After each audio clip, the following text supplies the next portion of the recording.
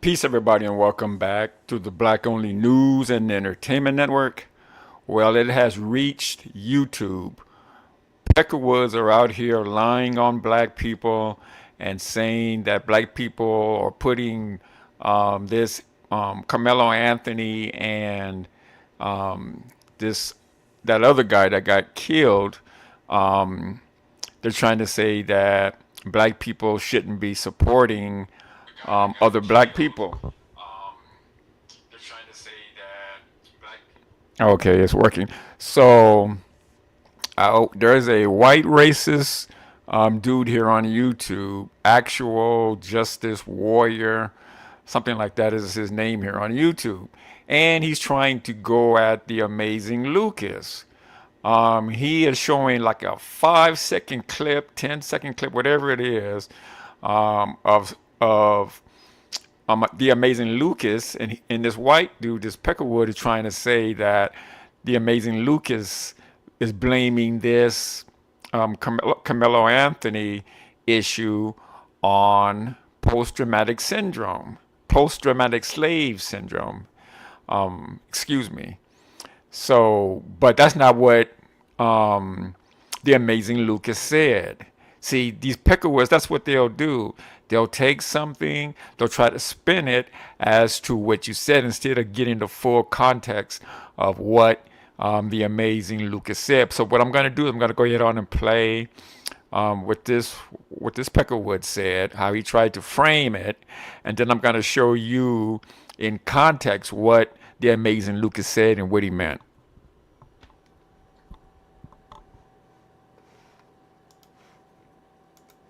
And they take joy in that. Again, picture amazing Lucas laughing about it and talking about how he's the victim of post-traumatic slave syndrome. What does he do? He goes and touches the kid again. And sure enough, this is the ultimate, from what it seems, the FAFO. Like, that's not just being in this country, that's not how we're trained. And this is a partly due to post-traumatic slave syndrome, a book that I recommend y'all read. Now again, this should be obvious. Every single So I'm going to play that one more time. He tried to frame this as Lucas, the amazing Lucas, saying that this is post-traumatic slave syndrome. That's not what he said. But I'm going to play it one more time, and then I'm going to play what the amazing Lucas actually said, and in full context.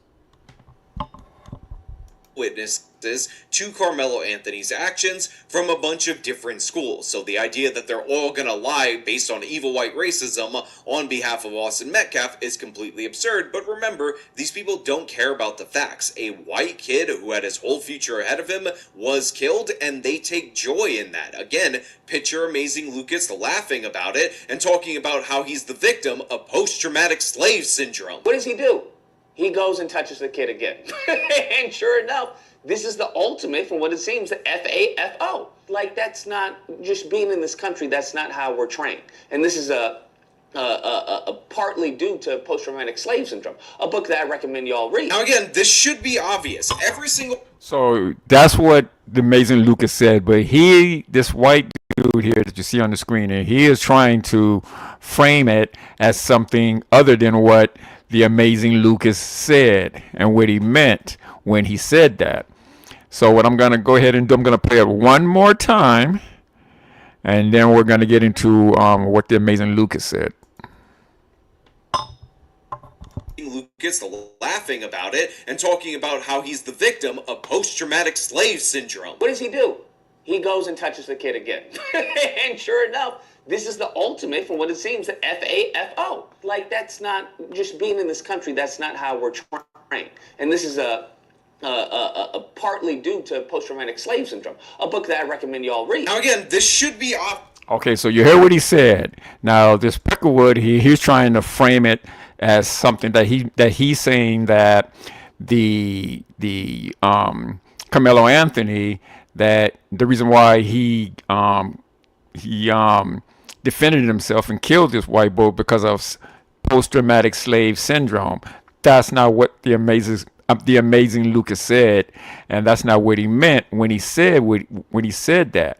But what I'm going to do is I'm going to go ahead on and play what actually the amazing Lucas said and what he meant. I'm going to play it in full content. And what's going on, Femi? Good to see you, sister. Thanks for coming through.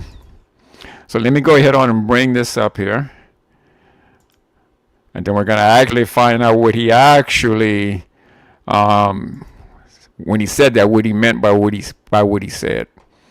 So I'm going to bring this up here. I want you guys to listen to what he said in the context of why he said post-traumatic slave syndrome. It had nothing to do with Carmelo Anthony stabbing this guy. Let's get into it.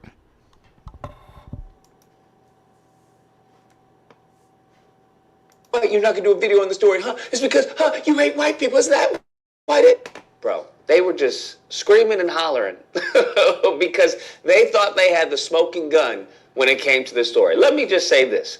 There are a group of white people who want to be a victim.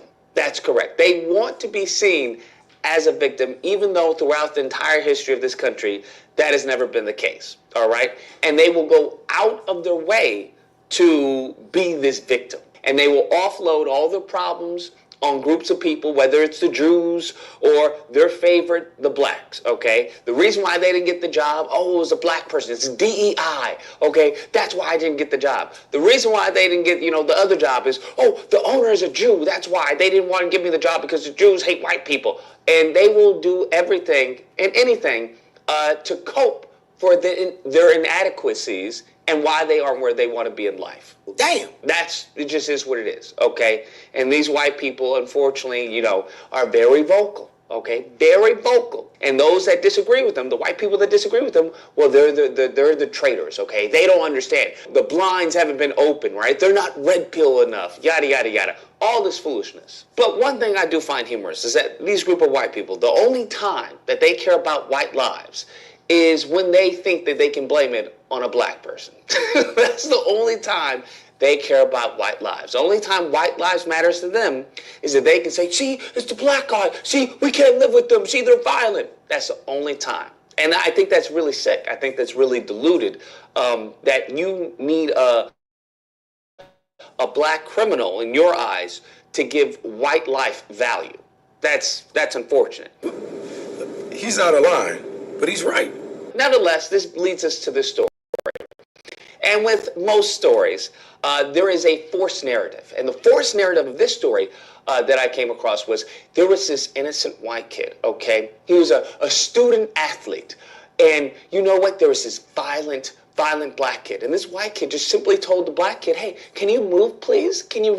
We just want you to move, please. That's all we want.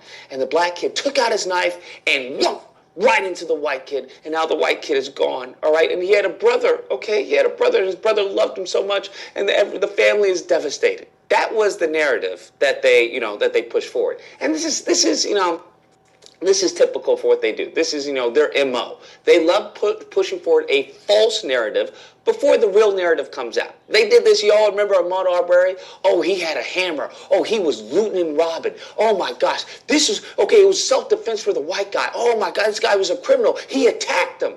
And they will run with that story. That'll be the first thing they do. They push it out. They push the narrative out because they want to get ahead of the truth. Because as we know, once it goes to court, that's when we get discovery. That's when we get the facts and the evidence. And that's when their narratives fall apart. And during that time, just as with this story, they will either A, switch it up, okay, they'll move the goalposts, or B, they'll lose interest because now it doesn't fit their narrative, right? It doesn't fit their more black narrative, right? So that's what we're seeing, right?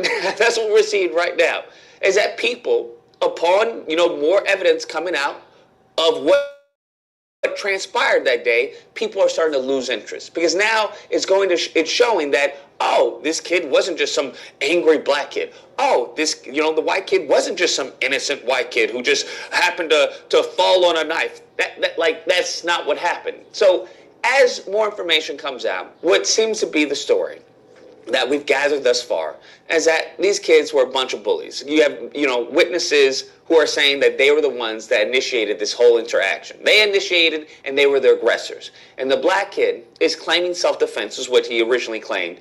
That is seeming to be more likely true, okay? Now, we'll find out once we go to court and everything's laid out on the table, but you had a family member saying, hey, there's video of this, okay? There's video of this and don't fall for the race baiting. Now, when we talk about race baiting, I always find it funny that you can't race bait in the other direction. Has anyone ever noticed that, right? When it comes to, a white person, and you say, oh, it's the blacks, man. This black kid is horrible. They got a cultural problem. This is why we got to deal with the blacks and everything. They don't consider that race baiting. They'll never consider that race baiting. But when you say, hey, why this white kid, hurt this black kid, or why this, white husband completely destroy his, his black wife or something like that, then that's when the accusations of race baiting come. Oh, why are you race baiting? Why are you race baiting, huh? Why are you such a race baiter, huh? What are you a little race hustler? I always find that humorous to me, because I'm like, oh, so you can only race bait in one direction, and the direction is something that criticizes this particular group of white people for doing acts of crime, acts of violence, because that falls in direct contrast to the narrative that they want to put out there.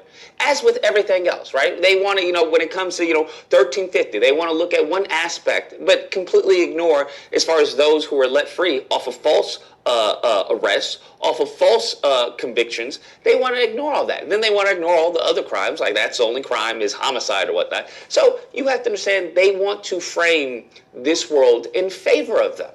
It will always be in favor of them, but at the same time, simultaneously, they're always the victim. It's a weird conundrum. I'm not going to lie. It's a weird conundrum, okay? Damn. That's what seems to be this story, is that this kid came out in self-defense, and you had one incident where it says, hey, touch me again or come at me again and see what happens. Now, what happens? The kid, the high IQ, this is what they want to say, according to the racists, the high IQ.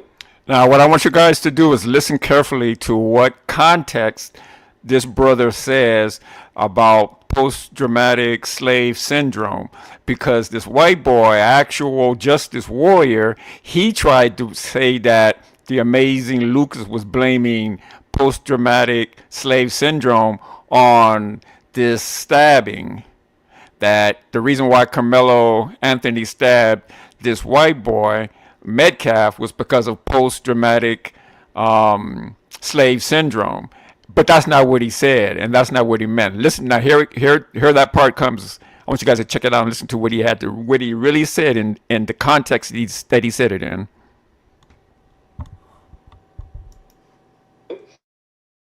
Pattern recognizer, per capita elitist.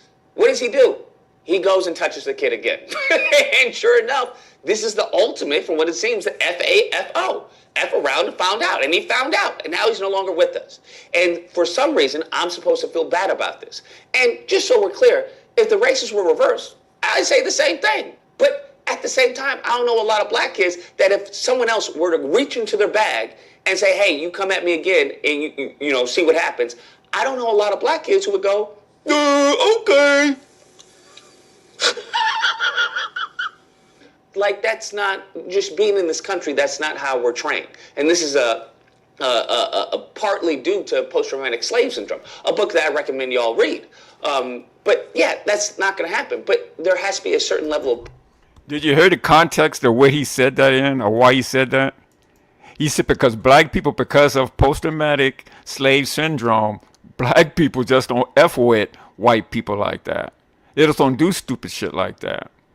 But this actual justice warrior guy, he tried to say that the reason why, he said that the reason why Carmelo Anthony stabbed that white boy was because of stress, or because of post-traumatic slave syndrome. Post-traumatic slave syndrome. So, excuse me, but that wasn't the reason why he said that. He didn't say it in that context. I'm gonna play it again for you.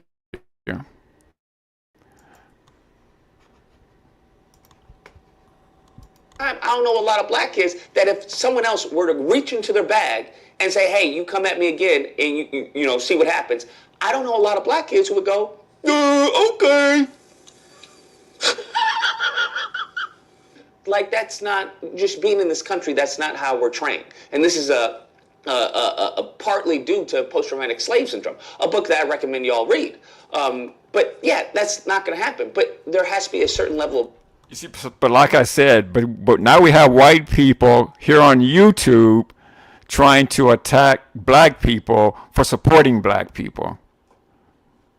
That dude, that actual, whatever his name is, actual justice warrior, he is saying that the amazing Lucas was saying that the reason why that kid got stabbed was because of post-traumatic stress syndrome, slave syndrome, and that's not what the amazing Lucas said. I'm going to play it one more time here for you guys of what that white racist dude here on YouTube said, so you guys can see the difference and see the lie that this dude tried to put on the amazing Lucas here. Here we go. Again, listen to what this guy is saying here. About how he's the victim of post-traumatic slave syndrome. What does he do? And by the way, if you don't believe me about all the different remember, these people don't care about the facts. A white kid who had his whole future ahead of him was killed, and they take joy in that. Again, picture amazing Lucas laughing about it and talking about how he's the victim of post-traumatic slave syndrome. What does he do? He goes and touches the kid again. And sure enough, this is the ultimate, from what it seems, the FAFO. Like, that's not just being in this country. That's not how we're trained. And this is partly due to post-traumatic slave syndrome, a book that I recommend y'all read. Now again, this should be obvious. Every single you see, so this white boy here, he tried to frame it as the amazing Lucas saying that Carmelo Anthony stabbed that white boy because of post-traumatic slave syndrome. It had nothing to do with that, and the amazing Lucas didn't say that. The amazing Lucas was talking about how black people, because of post-traumatic slave syndrome, we don't F around with white people like that. If a white person went into his bag and said, "If you touch me one more time, I'm gonna lay you down," black people, he said, black people, because of post-traumatic slave syndrome, ain't gonna F around with that person, a white person like that.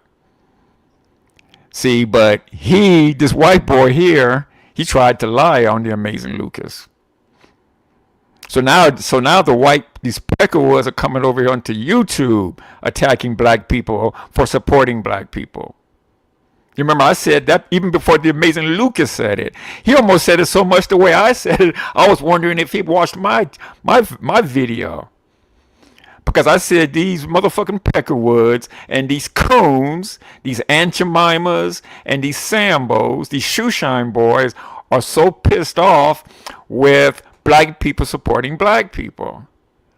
They have no problem when white people get GoFundMes for hundreds of thousands of dollars. But when a black person gets it supported by other black people, there's a problem with that. And I wonder why that is. And it's because like the amazing Lucas said, and like I said, they hate to see black people united. It scares them to see black people united.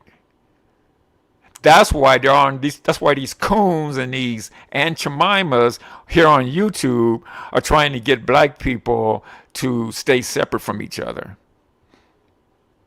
They don't want black people, even the coons. Even these Sambos and the Aunt Jemimas don't want to see black people united. It scares them.